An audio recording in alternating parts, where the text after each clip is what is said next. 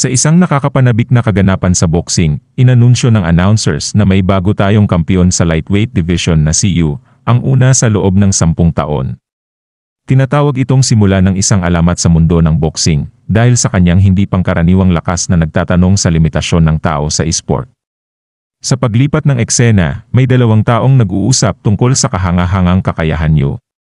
Napahanga sila sa kanyang bilis, teknik, pangunawa, at pisikal na kakayahan na itinuturing nilang higit sa normal na tao.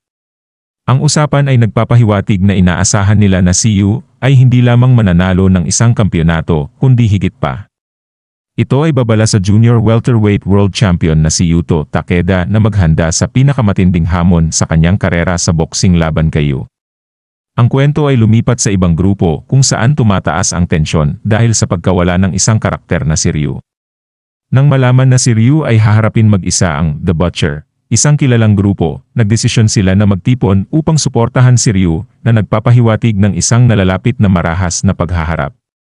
Samantala, ipinakilala si Sumi, ang ikalawang pinuno ng Sumigang at kilala bilang The Butcher.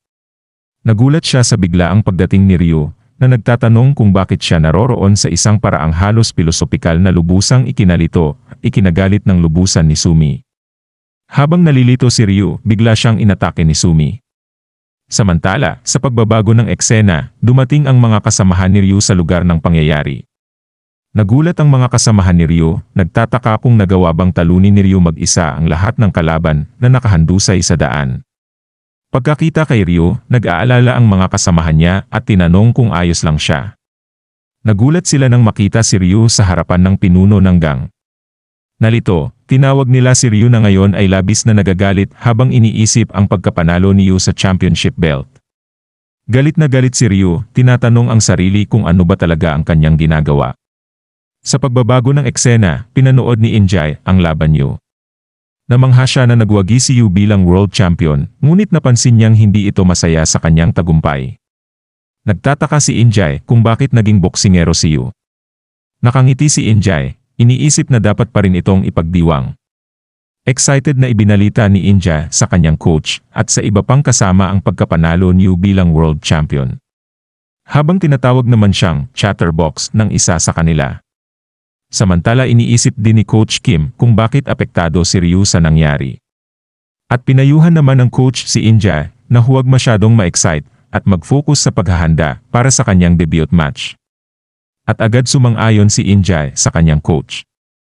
Sinabi ng coach na may dahilan kung bakit mahaba ang kanyang training period at hindi dapat magmadali o mag-alala na masyado siyang nahuhuli sa kanyang kaibigan.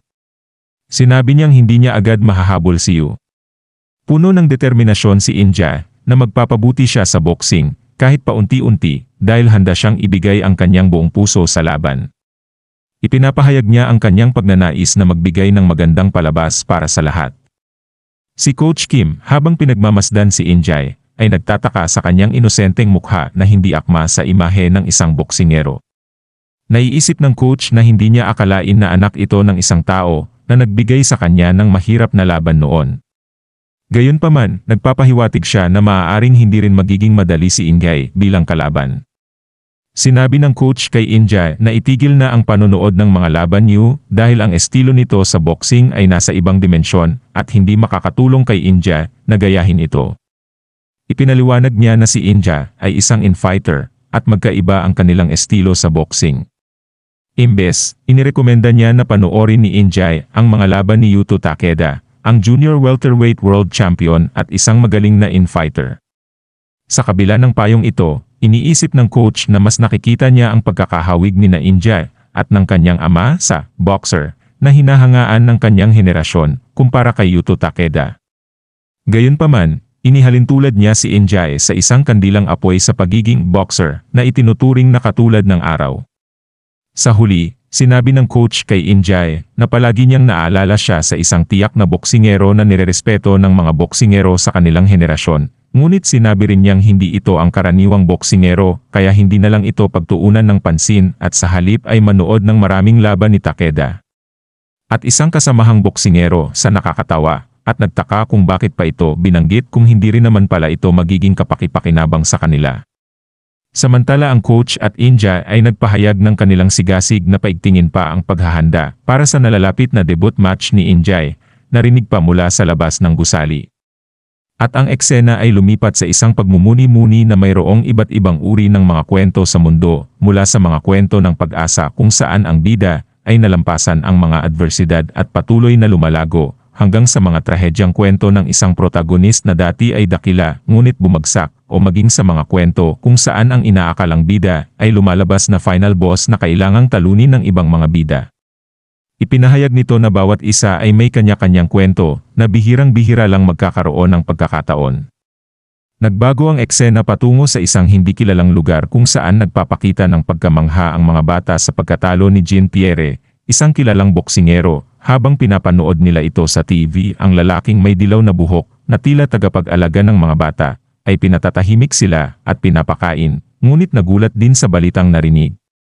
Sa isang biglaang pagbabago, nagpakita ng ngiti ang lalaki nang malaman niyang natalo si Jean Pierre, na nagpapahiwatig ng isang malalim na koneksyon sa kanyang sariling kwento o marahil sa kwento ng boxing mismo.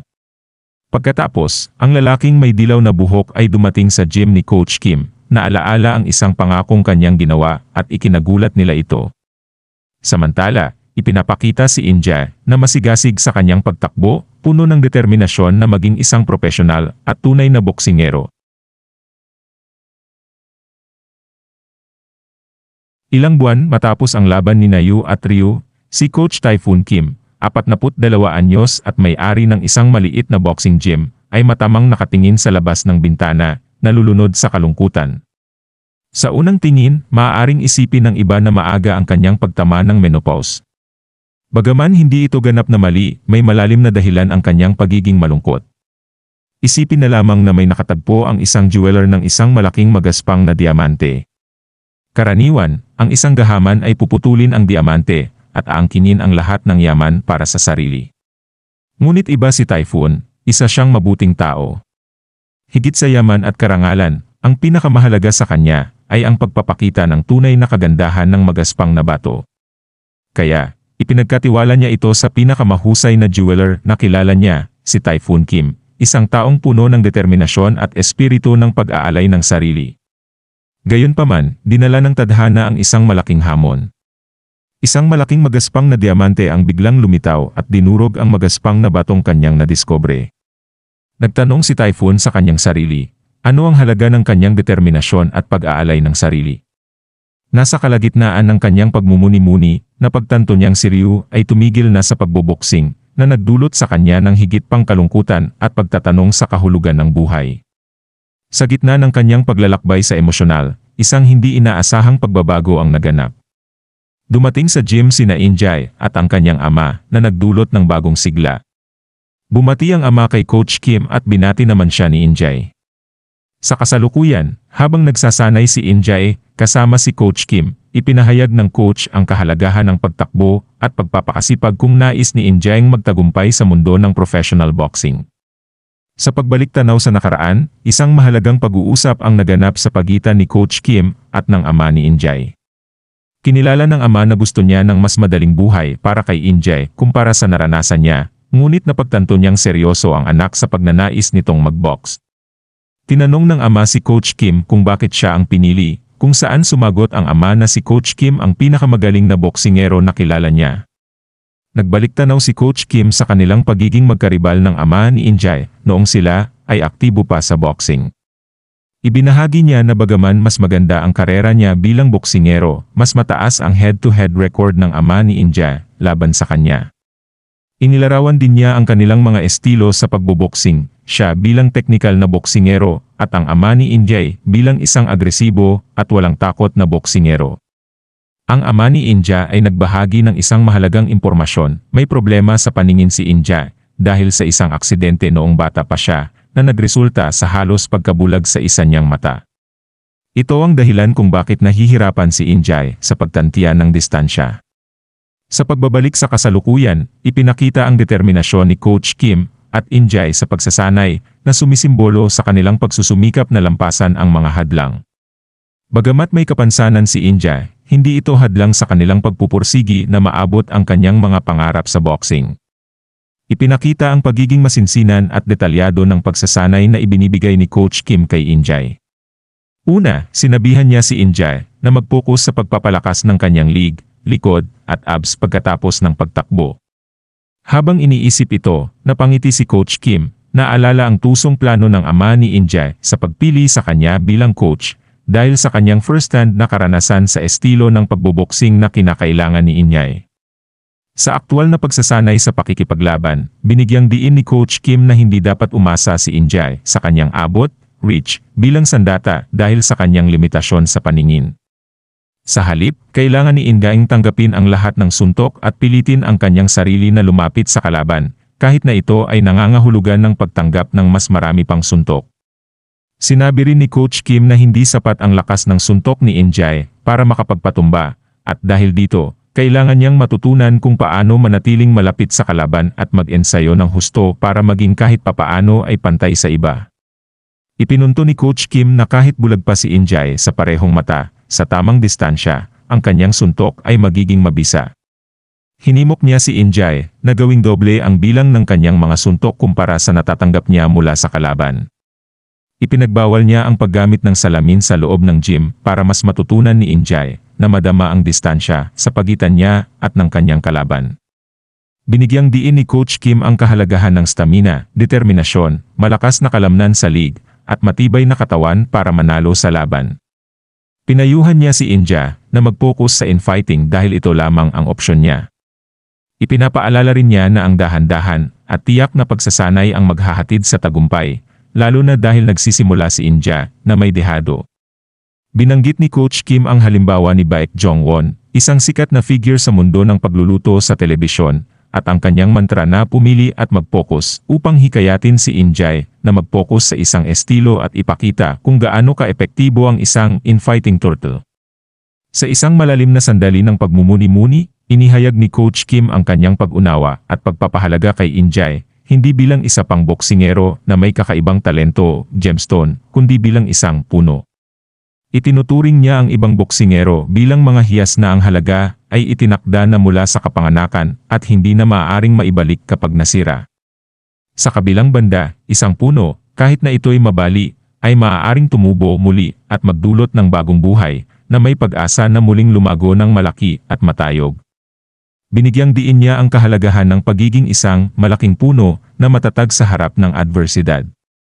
At nagpatuloy ang eksena sa pagpapakilala kay Injay ng kanyang unang kalaban sa kanyang debut na laban, si Rock Kang, isang veteranong boksingero na may record na 24 na panalo, 14 na natalo, at 2 draw mula sa 40 bouts. Bagamat lumampas na si Rock Kang sa kanyang prime, binigyang diin ni Coach Kim na siya ay isang dating kampiyon at isang mapanganib na kalaban na kilala sa kanyang kahusayan sa infighting, ang estilong pinapraktis at pinapabuti ni Injay. Inihanda ni Coach Kim si Injay para sa hamong ito, inilarawan si Rock Kang bilang pinakamagaling na bersyon ni Injay dahil sa kanyang karanasan at lakas ng suntok na kulang pa kay Injay. At dito na po natatapos ang yugtong ito. Maraming salamat po. Mag-like at subscribe para sa susunod na kabanata. Hanggang sa muli.